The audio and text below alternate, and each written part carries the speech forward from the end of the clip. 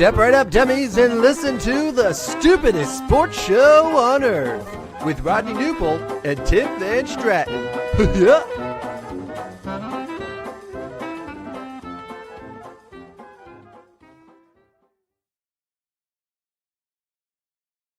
Well, hello, dummies, and welcome to episode number 142 of the stupidest sports show on earth. My name, as you all know, is Tim Yogi Van Stratton. Alongside me, it's Rodney Newpol. What? You are feeling it tonight. Yeah. But do I sound like I'm feeling it, or is it you wall? What is it? Boom. Yeah. Let's just put it this way. There's a reason why this is our last show before an extended spring break. Are you telling the listeners why or no? They'll find out. They'll find out eventually. Okay. I mean, we're taking a 3-week spring break, and you need it. You definitely need it. You need yourself. I do.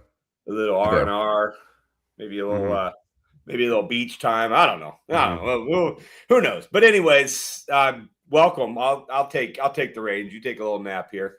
Welcome to Stupidest Sports Show, episode 142. And I put the agenda together, and I got home like 25 minutes ago. My daughter had a softball game, and I was like, oh, it's my night for the agenda.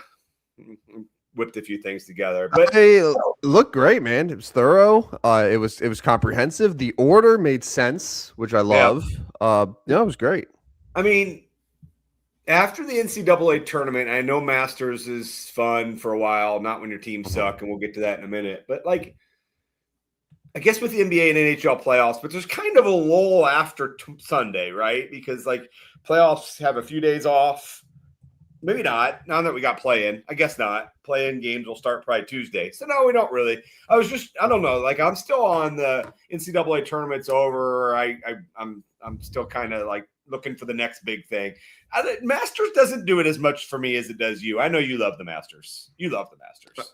I do. I do love the Masters. I'm reminded constantly of how much I desperately want to be at Augusta and like win one of the, because it's like a lottery, right? To get selected and actually go.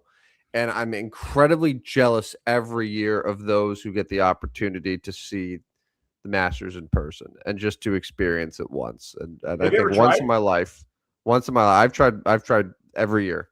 Really? Yeah, just once. I would like to be able to go and have that opportunity and have that air of superiority around me just to say I am at Augusta National while you, not you specifically, but just you, others are not. That's what it's all about. Yeah. All right. Yeah. I got you. I didn't realize that you try every year. Yeah. I mean, might as well, right? Like, hey, let me tell you this, Rodney. You can't go if you don't try. So that's true. Yeah, I try, but it doesn't. That's true. Work. It doesn't work. But I think eventually I'll have my time. Yeah. Want to thank our partners over at Gateway Sports. If you love sports at every level, there's only one place you need to be. That's gatewaysports.com. They cover everything for the preps, college, and the pros. Real coverage, real voices, real passion for the game. From live shows to podcasts, Gateway Sports connects a region like nobody else. Proudly powered by First Form. And recalibrate. Visit gatewaysports.net. Every level, one gateway. And that, my friends, is from Gateway Sport. It is the picture of myself and you last August at Busch Stadium. Cardinals, Yankees. That's exactly what we wore. And you aged quicker than I did. Very, very, very much so. Yeah, I look significantly older than you, but like not the type of older to where I look wiser. I look older and crazier. Like I need to be reined in immediately and drug tested. So yeah. Well, thank you, Gateway Sports, for the picture. They brought in Rob Raines. He does some work in the St. Louis area. He's on board with Gateway. I'm sure they're going to make that announcement soon and what he's going to plan on doing, but kind of a cool day there. All right, let's remind you, After tonight's show, we're going on an extended spring break, 3 weeks long. So no show Tuesday, Thursday, Tuesday, Thursday, Tuesday, Thursday. We'll be back 3 weeks from Tuesday. So 19 days. A little rest and relaxation, and we'll be back then, and we'll talk about a lot of cool sports stuff then. But let's get to the Masters. All right, Masters round 1 update. So I don't know. I know you've been busy today. How much of the Masters did you watch? I mean, you had it on all day, right? Enough. Yeah, enough. You, it's I'm dedicated that way. Were you excited? Did it fulfill you today? Yes.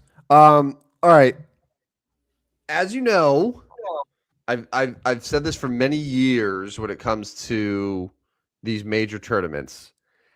I hate when a leaderboard at a major is full of scrubs. Now, obviously, in order to be in the PGA Tour, in order to be playing one of the 85 golfers, at Augusta National, you have to be very, very, very excellent. I understand that, but you should only be on the leaderboard if you've put in years, if you have a reputation of being one of the game's best. So I'm very pleased that our leaderboard after one day shows guys like Rory McIlroy, Jason Day, Xander Schauffele, Patrick Reed, Justin Rose, Scotty Scheffler. That's your top 10 right there. And yeah, the Kurt Kitayama will sneak in there. He's not bad. He's not bad. No. He's top 35 in the world. But those are the names that I want to see. I don't want to see, feel good stories at the top of the leaderboard at Augusta. I want the big dogs. I want them fighting early. I want them fighting often. And I want Sunday to be a culmination of those guys coming down to the wire. So yeah, we're off to a very, very good start. So that's what I'm very excited about. Yeah, Sammy Burns, Rory McIlroy lead at 5 under. Kitayama, Day, and Patrick Reed are tied for third at 3 under. Shane Lowry, Xander Schauffele, Justin Rose, Scotty Scheffler kind of round out the top 9 there. They're 2 under, and then a whole slew of guys 1 under. Let's talk about a few guys that are up against it. They're in some trouble. Now, it's top 50 in ties, and right now the cut line sits at +3. I always think, okay, if it's +3 on the first day, you could say probably going to be +5, maybe +6. Things change, weather changes things, but a lot of times it's around there. But anyways, but these guys are in trouble after one day. Here they are. John Rahm, +6. Yes. A lot of people thought he had opportunity to win this thing, and he's in big trouble. Another guy that's in big trouble, 66-year-old Fred Couples. Yeah. So you alerted me to what happened with Fred Couples. Okay, so Fred Couples, 66 years old. He's a Masters champion. So yes, and for those who don't know, if you win the Masters, you are invited to every other Masters for life. You could play the Masters as long as you would like to. And speaking of that, by the way, Vijay Singh, who was our Remember guy a couple of days ago, he is in the Masters. He was 7 over today, but that's okay. Because Vijay Singh is what? He's also in his 60s now. Oh yeah. So it's okay. It's allowed. But yeah, so Fred Couples, I have it on in my office, and I see suddenly an old man, very gray hair, who's shooting 2 under, 13 holes through. Yeah. And just I was all this talk about John Rahm, oh, he's so good. John Rahm's 6 over. Bryson DeChambeau's printing out clubs, 3D printing them, blah, blah, blah. And he sucks too. And you got Fred Couples, who just rolls out of bed and goes and shoots 2 under at Augusta National. And I'm like, wow, amazing. What a story. That's the last I heard. And then come to find out that Fred Couples decided that his old body didn't want to play any more golf for the last few holes. Because, Rodney, why don't you go ahead and tell me? So Fred Couples was 2 under through about 13 holes or so. And let's put it this way. That is not where he ended the day. Yeah, so he was 2 under after 13 because he birdied 13 after bogeying 10. That was his first bogey was on 10. So he's one under at that point, birdied 13 to go back to 2 under. He parred 14. So he's sitting at 2 under with 4 holes to go. Yeah. Well, hole 15, par 5. It took him 9 strokes. So he went from 2 under to 2 over. Well, okay, the bleeding wasn't done yet. He had a par 3 on 16. He went a 5. Now he's 4 over. Oh, well, the bleeding's still not done. Hole 17, par 4. He went 6. He is now 6 over. He actually parred hole 18 to finish 6 over. So he shot a 78 on the back 9. Fred Couples in big trouble to make the cut. I feel bad for him. What did you do? Like when you're 66 years old, like 15 holes should suffice. Like I'm playing 15 holes today. It should be good. And anyways, he's in trouble. You know, Rodney, we've talked many times about this Tim curse. And, you know, I made the joke. Oh, I almost played 66-year-old Fred Couples. I went John Rahm instead. And then it turns out that right after I send that, Fred Couples just totally nukes the round and finishes with the exact same score as John Rahm. Yeah. It's pretty wild, but he's in trouble. Patrick Cantlay, 5 over. I'll never play Patrick Cantlay again. Like I think he is one of the people who I've officially like drawn a line in the sand. Like I will never touch him no matter what. Like I'm so done with him. In general, I would never consider him in any tournament ever until my dying breath. Daniel Berger, 4 over. Danny Willett, 4 over. Bryson DeChambeau, 4 over. Bubba Watson, 4 over. So so Bryson DeChambeau, who 3 over. Go ahead. Who? Siwoo? Oh, sorry. I opened the gorgeous, wonderful Masters app, but there's an autoplay feature, and I'm old, so I have my volume on. So Bryson DeChambeau. There's a whole big thing about, so he printed out a 5-iron with a 3D printer, and he used that for his round today. He shot 4 over. Yeah, maybe not use a printed club. Like, how about this, man? Hey, here's an idea, Bryson. You get paid how many millions of dollars from these sponsors? How about swing one of their damn clubs? Don't print your own. And maybe you'll actually, I don't know, shoot better than 4 over.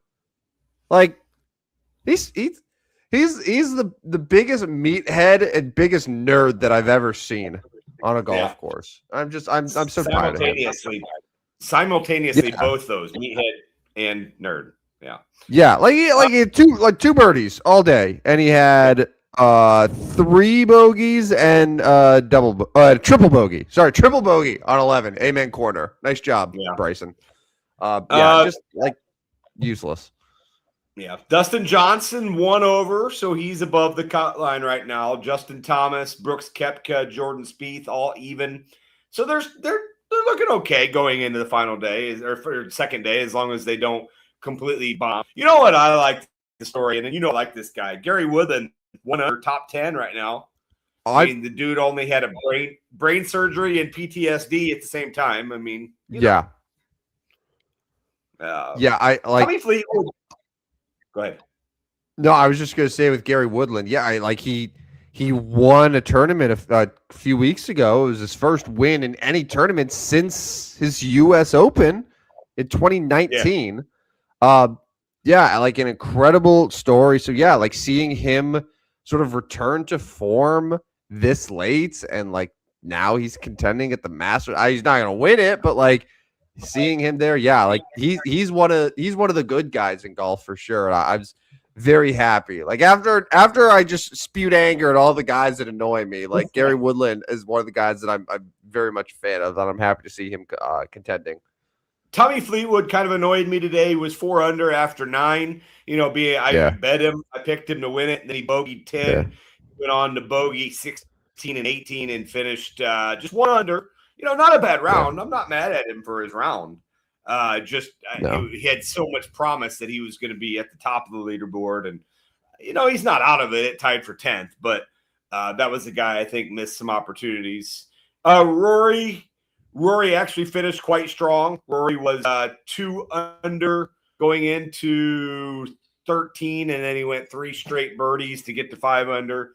Rory only had 1 bogey all day. Back. Like early, like hole 3, bogeyed the par 4 there, and then just like super clean golf. I mean, 13, 14, 15, like, and obviously, I think the big thing with Rory too is like every single par 5. So there's 4 par 5s at Augusta. He birdied all of them. So, and that's sort of what you have to do like it's pretty simple. It's you capitalize on the par 5s. Like the winners all do this. So you capitalize on the par 5s and you avoid 3 putts and you like have to scramble well. Like that's really it.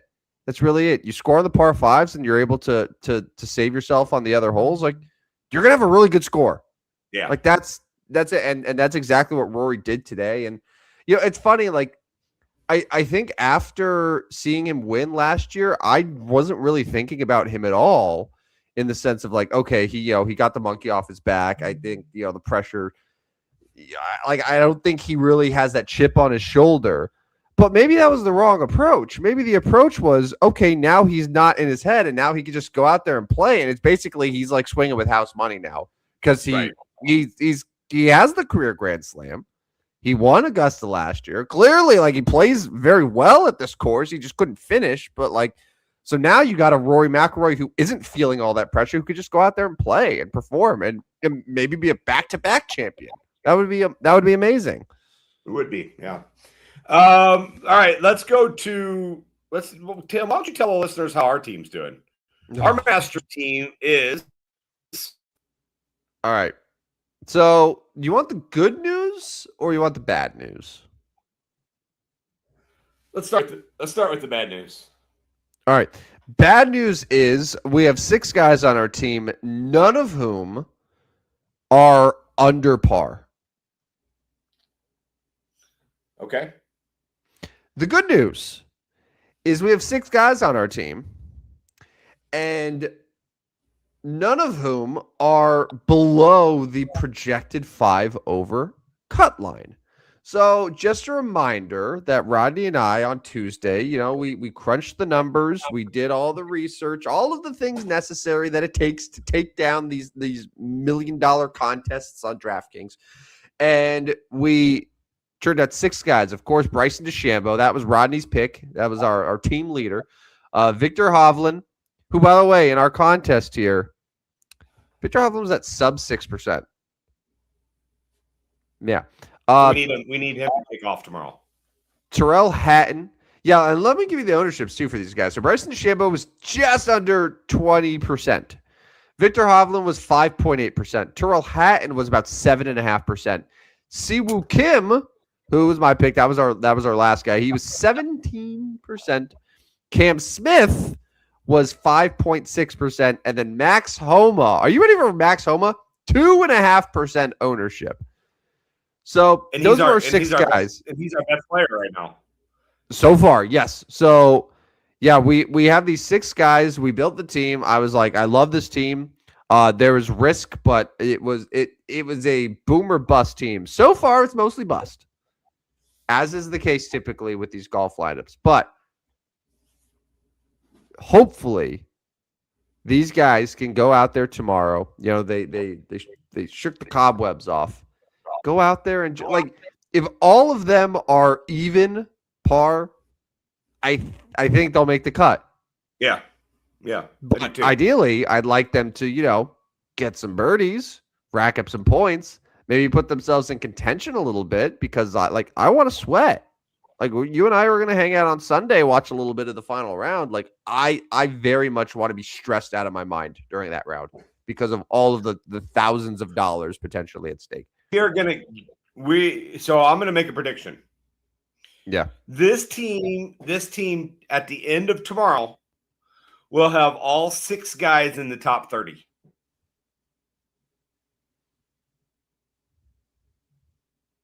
That's a bold prediction. You know what? I'm glad you're making it because if I make it, everything's gonna explode. So yes, I'm glad it's you. The problem is they might all be like between 15th and 30th, but they're all 6 going to be in the top 30. But you can handle that after 2 days because you got 6 guys across the cut. And now you have then Saturday's moving day, and they all start moving into contention. All 6 guys top 30 heading into tomorrow, which means Bryson's going to have to start picking it up. Right now, top 30 would be like +1, so he's going to have to he's going to have to shoot under par tomorrow to get that done. But I have faith. 3D printer had to make a couple adjustments. He'll be back. Yeah. He's in the lab, and like the expression, like, oh, he's in the lab. For normal golfers, that's just them on the driving range. For Bryson DeChambeau, that's an actual lab printing out another club to use tomorrow. Correct. By the way, does it upset you that Scotty Scheffler and Rory McIlroy are both sub 10% ownership? Like Scotty Scheffler's 9%. If Scotty Scheffler, if you knew Scotty Scheffler was 9% owned, would you have been like, okay, yeah, let's just put Scotty Scheffler on the team? I mean, he was like 14. He was very expensive. Very. Yeah, he was $14,000. Rory was 11.6. He's at like 8.8%. $2,400 difference there. Yeah. Yeah. No, like okay. So if I said, hey, so you could get Rory McIlroy at 11.6 at 8.8%, or you do what we did, which is Bryson DeChambeau at 20% ownership for like $1,400 less. And obviously Rory's 9 strokes ahead, but yeah, in hindsight, I probably still do what we did. Yeah. Process. Yeah. Rory under process is right. Rory under 10 is pretty good. Yeah. And like the ownership there surprises me. And it makes me reevaluate some things. I just assume like, oh yeah, these guys are the best. These are the absolute best golfers. Of course, they're going to be popular. I guess not. I guess that's not how it works anymore. No. Yeah, because I think the highest owned players, Matthew Fitzpatrick was the highest owned. He was just under 26%. Wow. Okay. What was John Rahm was 25%. I have no idea. John Rahm was 25%. How's that going out? John Rahm, so 25% ownership, and he gave them 3.5 points on DraftKings today. So see a quarter of the field. Yeah. So, and Min Woo Lee is 23%. He gave people 5 points today. So, yeah, like John Rahm, Min Woo Lee lineups. Yeah, they're toast. They're toast. Toast. Yeah. Not good. Not good. Not good. No. Shall we move on to baseball? Let's move on to baseball. So Yeah, 2 weeks. 2 weeks of the Major League Baseball season come to an end. We kind of did the gas or ass after 1 week. We don't need to do that again, but boy, I'm going to start right here. The Detroit Tigers might stink. They might stink. So it's so funny. As you know, we have a friend of ours and a loyal listener, Hockey Guy Dan. And Hockey Guy Dan likes to send me like Minnesota Twins things about like how bad the Twins are and all this. I'm like, oh my God, yeah, the Twins must be just like so dreadful. What an absolute disaster. Surely like they're the worst team in the division right now. not only are they not the worst team in the division, but they had a 4-game sweep against the Detroit Tigers, Yeah. who are now 4-9 on the season. I mean, this is a Tigers team that was probably, of the 6 divisions, maybe like only the Dodgers were the ones that were probably more picked as a favorite to win the division than Detroit. Like, Detroit winning the AL Central was obvious. And instead they're 4-9. They've lost 5 in a row. 4 of those were against the Twins. Yeah, it's weird. It's weird because they should be a lot better than they actually are. So before I give you a quick stat, let me ask you this: are you more concerned about the 4-9 Detroit Tigers or the 4-9 Seattle Mariners? Oh, I'm probably more concerned with Seattle, to be honest with you, because like, I think Detroit's pitching has let them down, but like, Seattle's offense has 60 homer Cal Raleigh, has MVP candidate Julio Rodriguez, and then Josh Naylor they gave a big contract to, and like, they made a lot of improvements in their offense. They've scored 40 runs in 13 games. They are the lowest scoring team in the American League, and only the Reds have scored fewer runs than them in all of baseball this year. Like, so, yeah, that's kind of a concern if you're the Mariners in a division that you are supposed to be. Again, like, the Mariners are the favorite. Like, I picked them to go to the World Series this year. That team should be a lot better. So yeah, I would say Seattle is more concerning, and especially Cal Raleigh too. Like, dude had 60 homers last year. Yeah. I don't know if you remember that. Yeah, quite a lot. Do you know how many homers Cal Raleigh has this year? Does he have one? Yeah, he has 1 homer. He's hitting 143. He's got a homer. That's not good. No, like Julio, who's always a slow starter. Like, Julio Rodriguez is always a slow starter.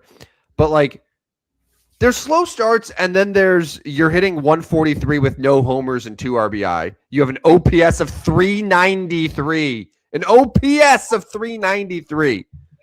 Dreadful. Josh Naylor is hitting 104 with an OPS of 277 with no homers. Those are like, that's the heart of your lineup. Those are your 3 best hitters. Let me ask you this one. All right, so there's 9 teams in the National League over 500 and 3 in the American League. As an American League fan, are you concerned April 9th that the National League is that much better than American League, or is it just early season, little bit of puck luck per se? I would probably have to look to see sort of how the schedules align, but stuff. But I would probably attribute it to puck luck, because so of the National League teams that are above 500, I'm gonna just rip them off, and you tell me, like, legit or no. And I'm gonna pick them specifically. So the Miami Marlins, will they finish above 500? Okay, Cincinnati Reds, Pittsburgh Pirates, your St. Louis Cardinals, Arizona Diamondbacks. It's teetering. Okay, and the only ones I didn't mention were Milwaukee, the Dodgers, the Mets, and the Braves, who are like, okay, yeah, that makes sense. Yeah. So over half of those are teams that I don't think anyone expects to actually sustain. But like, I would be pretty surprised if Seattle is totally implodes and like they finish below 500. I'd be pretty shocked if like the Blue Jays finish below, like the AL East will not have one team that has a winning record this year. Like, it's not going to happen. So they'll things will turn around. It's early. That's how baseball works. But like, there are several teams that do, I think, have legitimate worries, and Seattle being one of them, Detroit being one of them. eventually you got to just switch gears and get going. All 5 teams in the National League Central, 500 or above. That's a good start. Individual players, Chandler Simpson off to a great start, batting almost 400 for the Rays. This Chase, what do we call him? DeLauder? Chase DeLauder? That sounds good to me, man. Him and Shea Langoliers lead the American League with 5 home runs. National League, Andy Pajes hitting .413 to lead the way there. And I got to mention Drake Baldwin and Jordan Walker tied for National League in home runs with 5. Jordan Walker hit 6 home runs last year. I know we talked about Jordan Walker on Tuesday, so I don't need to talk any more about it. But he leads the league in home runs. Like Jordan Walker. So I want you to pull up someone for me and tell me if this is like an accurate comp for Jordan Walker. So like a very, very hyped prospect, raw, very young, who, I think definitely struggled for a longer than people thought in the majors before everything just sort of clicked. So Joe Adell from the Angels, he was a top 10 pick, right? Yeah. Top prospect, debuted at 21. First year was COVID year. Like in only 38 games, he only played 38 games. He had a negative 1.4 WAR. Like awful. He was barely above replacement level. Then negative WAR the next year. Replacement level, and then suddenly, last year, 37 homers, 98 RBI, and just like it just clicks offensively. And this year, like again, clicking offensively. Like it's just something happens where it's like, okay, like this is the post hype, and it finally just like hits. And I feel like Jordan Walker is having one of those where it's even better because Jordan Walker didn't spend 5 years in the majors or so before like things finally clicked. Like Jordan Walker was debuted in 2023 at 21, was a negative WAR player, was a super negative WAR player in 24. In like he was almost like a full win below replacement in only 51 games in 2024. It's bad. And then like last year was really bad. And now this year he's already at over a win above replacement in 12 games. So and then it clicks. It clicks and you just see the difference and like the elevation just like it's like, oh yeah, this is why they were such a high pick. This is why they were considered a top prospect, one of the best offensive prospects in baseball, like before they debuted. It all just it makes sense. And like I maybe it's a surprise to some, but like he's 23. He's only 23 years old. Like there was always going to be a chance that things made sense, but maybe it would have been when he was 26 or 27, and the Cardinals would have given up on him well before then. But it's very, very good for the Cardinals that it happened now to where they don't have to like give up on him and watch him succeed somewhere else like Randy Arozarena or take your pick with anyone else that they've had that happen to. Yeah, no doubt. But yeah, that's been a good start for him. Let's move on. I'm going to move on to NBA because I want to get NBA and NHL here in the next 15, 20 minutes. So some games tonight. Raptors beat the Heat. That was a big play-in type game. Knicks, Celtics, and the Rockets beat the 76ers. So a little update from the Tuesday show. Mm-hmm. It appears that we're going to get the Celtics are still going to be the 2. They're 2 games up on the Knicks with 2 to go. The Knicks are a game ahead of Cavaliers for the 3 spot. So looking at the 5, 6, 7, 8, 9 position East, the Hawks and Warriors are tied for 5th. The Magic are 1 game back, and the 76ers and the Hornets are 2 games back. No Joel Embiid.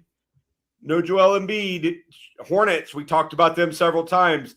If they can find a way to beat the Pistons and Knicks, they might be able to get out of that 9 spot and only have to win one of these games, which I think is huge.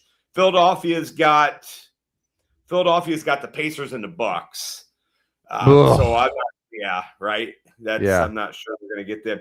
The Magic have the Bulls and the Celtics. So, we kind of keep going right to the Hornets here. Yeah.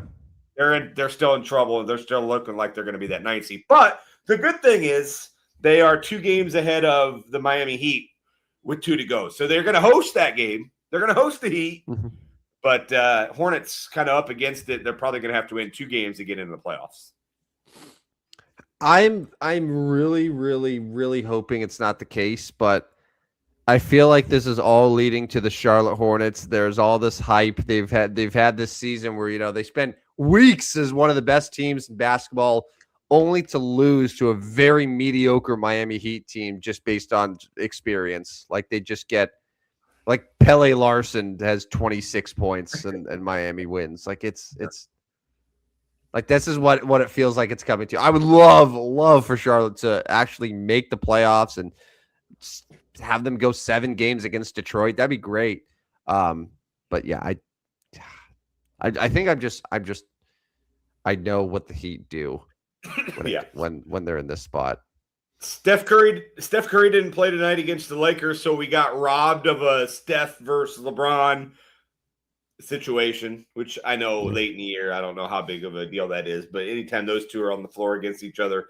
The West now, since Tuesday, the Rockets are now a half game ahead of your Lakers, which means they would host the Lakers in the first round.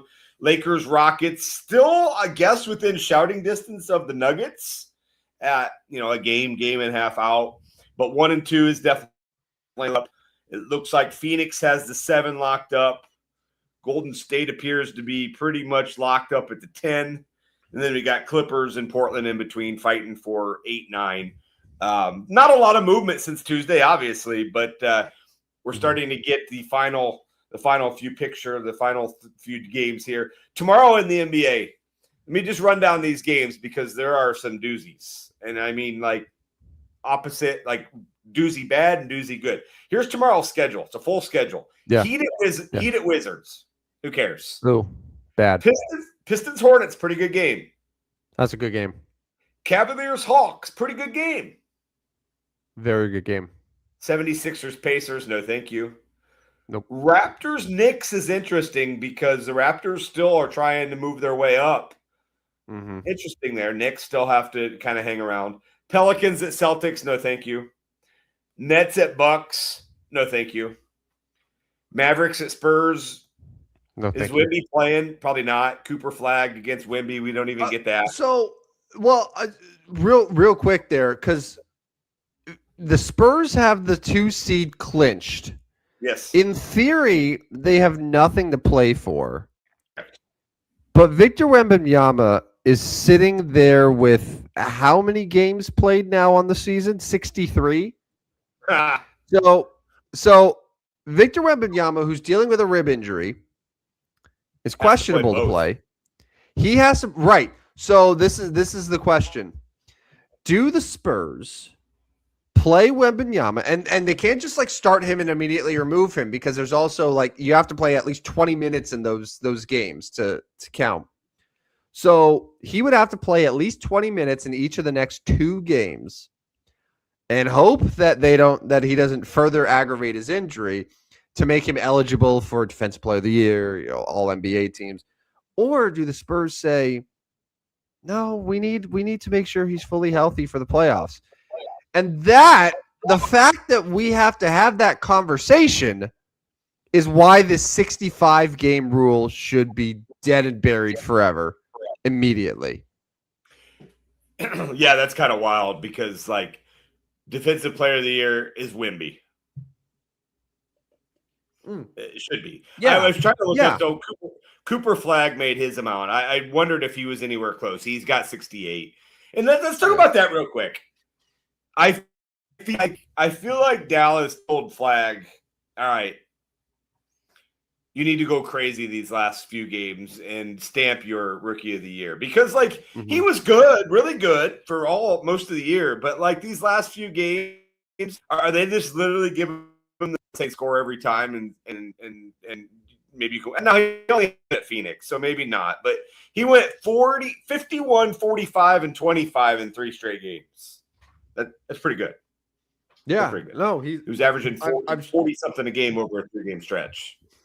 Yeah, I'm starting to understand why he was considered I'm going to say it, a generational prospect. Generational. Yeah. No, he's very, very good. Dallas though, they didn't have Anthony Davis, they didn't have Kyrie Irving. Oh, I traded Anthony Davis. Kyrie Irving's been out, so it really has been Cooper Flagg's team, and it's just like I think you're right. Like, hey, dude, go out there and just play your game, ball out. Yeah. And do your thing, and like he's been very impressive, and the fact that like him and Khan have had the rookie years that they've had, like I would love for those two to have just sustained success long term in the NBA. Khan's gonna get screwed though, isn't he? Yeah, but like you can't say that Cooper Flagg hasn't had a season worthy of Rookie of the Year. No, but Khan's going to go down as one of the best rookie years ever to not win an MVP, not win a rookie. Yeah, no, I'm going to look at once the regular season wraps up this weekend. I mean, I did a couple months ago, but like he probably will have the best rookie season to not win. Like probably Steph was the only comparable, because I think Tyreek Evans won Rookie of the Year instead of Steph. So that would probably be similar. But yeah, like across the board, Con Knipples had been very, very strong and would have been a Rookie of the Year really in any other year, except this one, which is unfortunate. If Con plays in the last 2 games for the Hornets, which I assume he will, he'll finish with 81 games played. He missed 1 game all year. That's in this day and age in the NBA, that's pretty freaking good. Even the Melo Ball's played 70 for a guy that's been injured all of his career. 70 games, pretty good. So it turns out that when the Hornets have their best players playing, all their games, they're a better team. Weird how that works. Weird how that works. I'd say so. All right, let's move to the NHL. Yeah, go ahead. All right, let's move to the NHL picture, because I want to get us moving here. I want to ask you this right now. I want you to tell me the truth. Yeah. Ducks are winning right now. That's a good thing. I was going to ask you before I saw the Ducks were up 2-0 if the Ducks were going to miss the playoffs.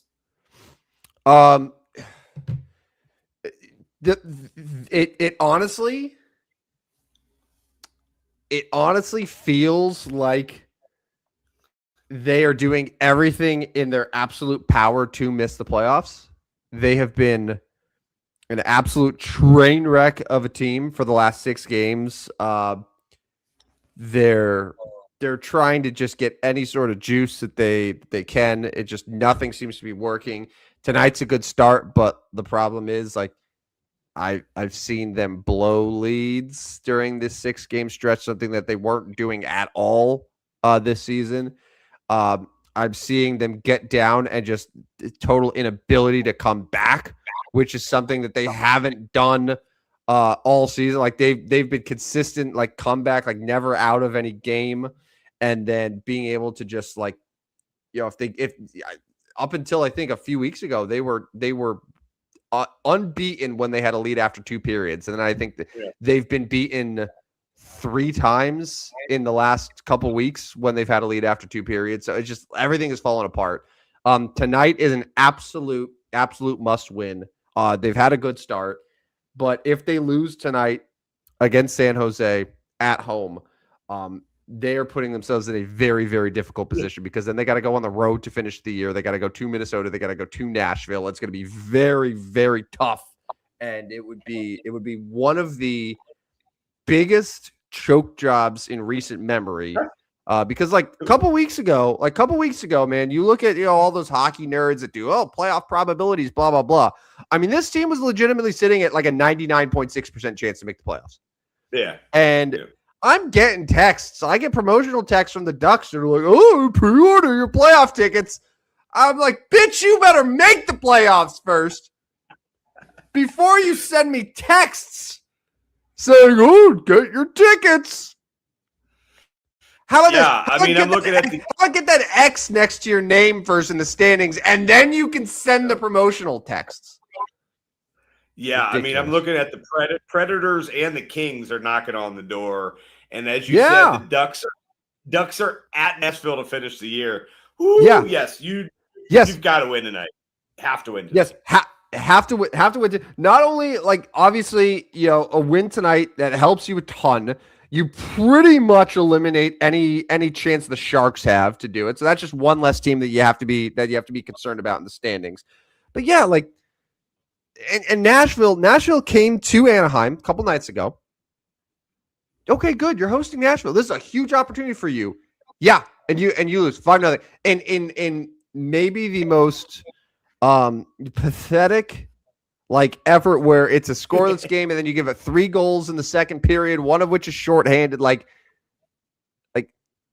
this team is just it was a very, very bad time to have one of these streaks because they had a 9-game skid earlier this year, like back in December into January. They had one of these stretches, but then they got out of it with a 7-game winning streak. Great. And but the problem is they might not have an opportunity to go on another winning streak, which maybe would be in the postseason if they're not in the postseason. Yeah.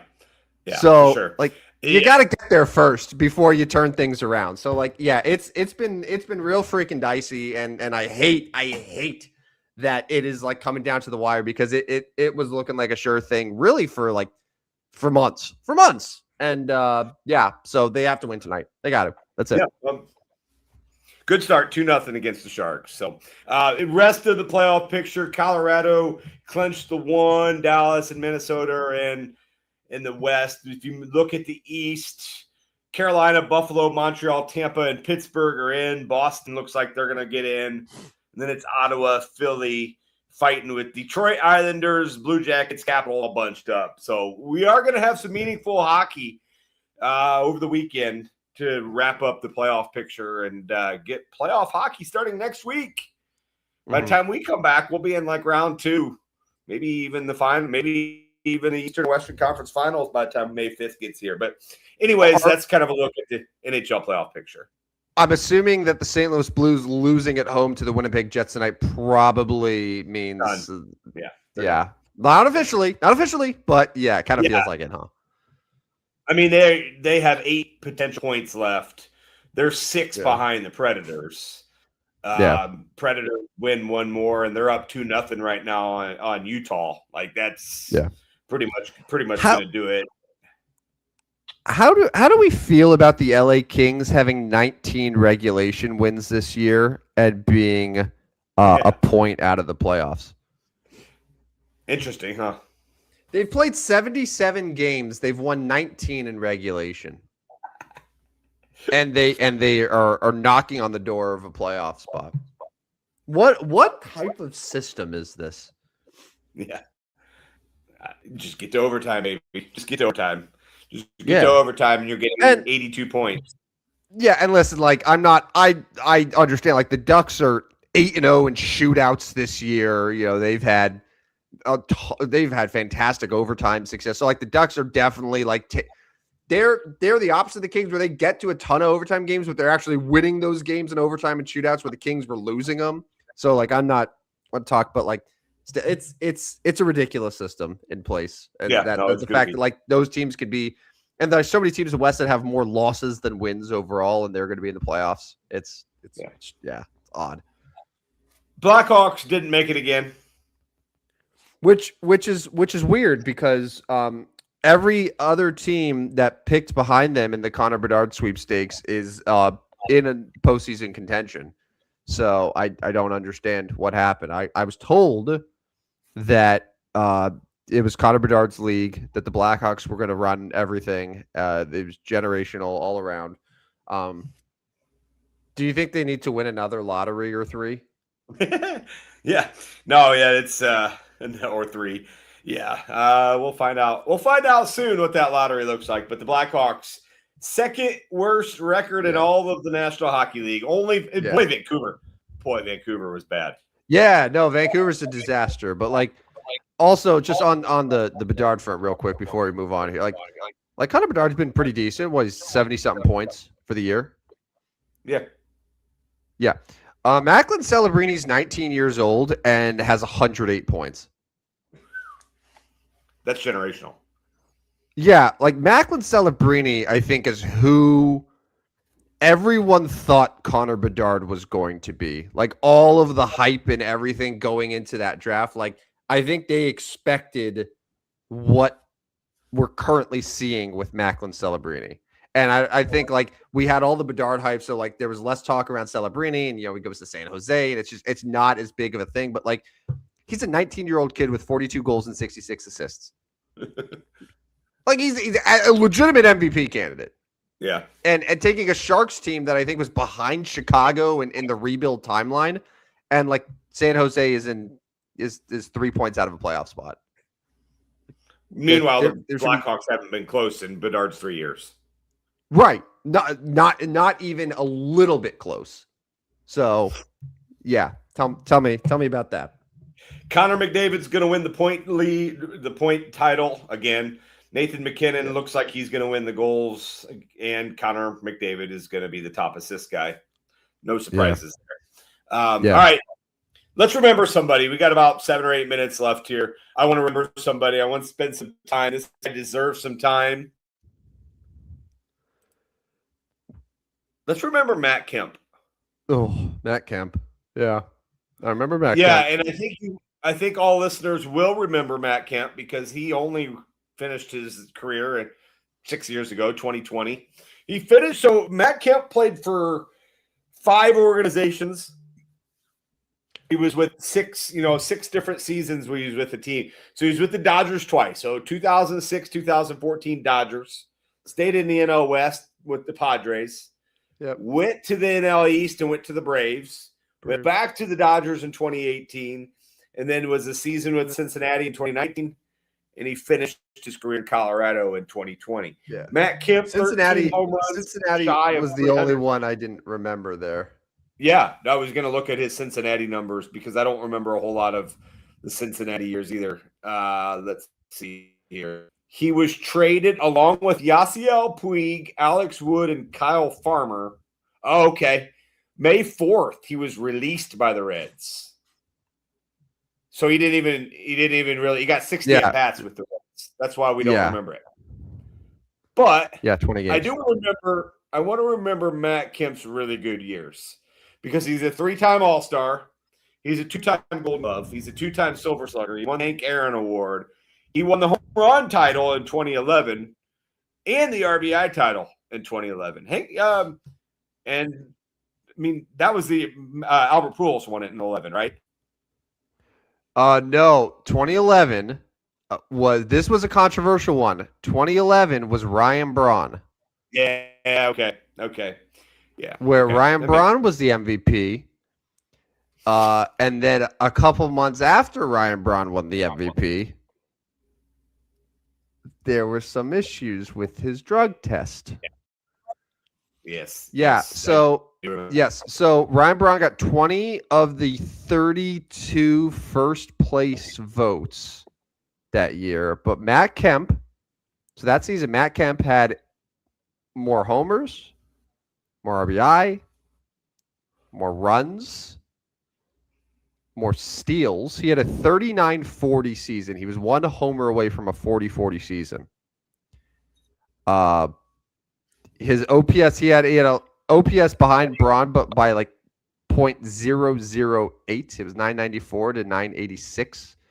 Also had a higher overall WAR than Ryan Braun. Ryan Braun also had a teammate, Prince Fielder, who finished 3rd in MVP voting that year. But despite all that, Matt Kemp did not win the MVP. And in hindsight, I think a lot of the voters would like a do-over for 2011. Yeah. Especially because of what transpired with Ryan Braun afterwards. That should have been... Matt Kemp, like across the board, more runs, more hits, more homers, more RBI, more steals, more walks, better on base percentage. That should have been his MVP. Would you agree that Matt Kemp belongs in the Hall of Very Good? Or is he just Hall? But so here's the thing. I don't think Ryan Braun is Hall of very good. Or sorry, not Ryan Braun. Matt Kemp. I don't think Matt Kemp is Hall of very good, but I also don't think he's Hall of decency. I think that there's a weird in between because, like, Matt Kemp for his career, he had one incredible year. Yeah. He had a couple very good years. And then the rest of his career, he was like, all right, yeah, he's okay. So, like, where does that land, right? Where, like, it's not Hall of very good, but, like, Hall of decency is like his Drupal Cabrera. He's Matt Kemp's better than that. Yeah. So, yeah, maybe it was listening. Like, what's the in between Hall of decency and Hall of very good? Because that's where I'd like to put Matt Kemp. Just yeah, good, like Matt Kemp, he had a couple pretty good years, but like only one year that was like, wow, like this is a superstar. So I mean, just a Hall of good, decency, good, very good. Hall of yeah, good. I'm probably overthinking it, but yeah, Hall of good. I'm very okay with that. All right, let's go ahead and wrap up tonight's show. Maybe if you don't already, follow us on Twitter. No W on the end. Stupid Sports Show. It is Twitter. It's not X. Reminder: I will be on tomorrow. I don't know how much into next week. We'll make an announcement on Twitter. My Twitter Spaces with Aaron Ferguson, Breakfast and Brackets. We'll be back on tomorrow morning, 9 a.m. Central. So if college basketball is your thing, you can jump in there and join us again, 9 a.m. Central. Make sure you sign up for the Substack. That will be going on. That is not taking a 3-week break. So you'll get picks to your inbox every single day. We are up in 2026. We are up in April. So make sure you get signed up there. And if you missed it at the beginning of the show, we're taking a 3-week break. We will be back Tuesday, May 5th, 2026, as we get some R&R. We get some ideas for the show. And I guess at that point, we start getting ready for football, right? Yeah. Will the schedule be out then? Or I think the schedule does get released in May. It's like the 12th, 14th, somewhere around there. So it will be soon. I don't think it'll be out for the 5th. But, yeah, I mean, we'll be able to dissect the draft. Mm-hmm. I mean, we got a lot of things. We're going to be getting ready for football, even as early as May. That's crazy. I know it excites you. I'm getting out of football mode because I was driving around today and I was thinking, who's the Arizona Cardinals' new coach? That just randomly hit you? Yeah. Well, I was just like, I don't know. I was like, I was listening to whatever and just thinking about some of the new coaching hires in the league. And I was like, wait a minute, who did the Cardinals hire? Who did the Cardinals hire? I'm going to look because I don't remember. You don't remember either, right? Mike LaFleur. Mike LaFleur. Yeah. And then who's going to be their quarterback this year? Because not Kyler Murray. I don't know. Do you know this or? No, I forgot. Like that's my point. Like that's how I know I'm getting out of football mode. Current quarterback room features veterans. Yeah. Jacoby Brissett. Okay. Yeah, that's right. And Gardner Minshew. Okay. So they just said, hey, you know what would be good? Rather than get, a starting quarterback, let's get the two most prominent backup quarterbacks of the last decade and just see what happens. Yeah. Yeah. I mean, they got the number 3 pick, so they couldn't they go get Ty Simpson?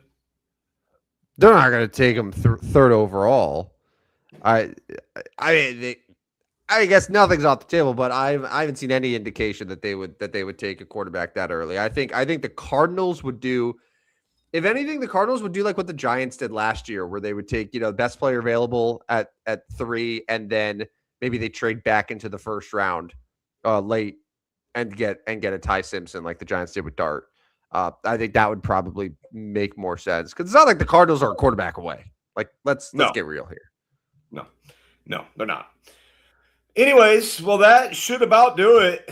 That should about do it for the show. We'll take a 3-week and we'll be back on the 5th of May. But Tim, enjoy your rest and relaxation for the next 3 weeks, and we'll see you on May 5th. But I'm going to see you Sunday. Yep, I'll see you Sunday. Yeah, we have a date with our friend Skeeter to watch the Masters, and you know that he's going to have every single person that's going to be in contention. He's going to be like, I have the bet on them that I placed on Tuesday. I'm like, oh my, how do you always win? You always win. He's eerily quiet. He's been eerily quiet today, for sure. Yeah. My guess is he's got the top 6 guys. All of them. All of them together. In poker, isn't that called the nuts? Is that what that is? I'm not a poker guy, so he's got the nuts. No, you know, and it's funny because we even asked him like, oh, who are all the guys you're betting? Blah blah blah, and he gave a few names, but like, even still, it's gonna be Sunday. He's gonna be like, I have Kurt Kitayama at 200-1 that I bet. I was like, yeah, bet him. Bet him live after the first hole. Bet him live after the first hole. I saw his swing and I bet him live. Yeah, he just does it, man. He does it. Yeah. So, but that'll be fun. I hope that our lineup goes 6 for 6 and that we can maybe have a mini sweat on Sunday just to make it extra. All six of them top 30 tomorrow when the round's over. Bet. Book it. Bet. Right. Bet, fam. Send us out. All right. Send us out of here, dude. All right. For Rodney Newpel, this is Tim Yogi Van Stratton. We'll see you in 3 weeks. Enjoy spring break. We'll be back in May with another edition of the Stupidest Sports Show on Earth. But until then, have a great night, everyone. See you guys. See ya. Step right up, dummies, and listen to the Stupidest Sports Show on Earth with Rodney Newpel and Tim Van Stratton. Yeah.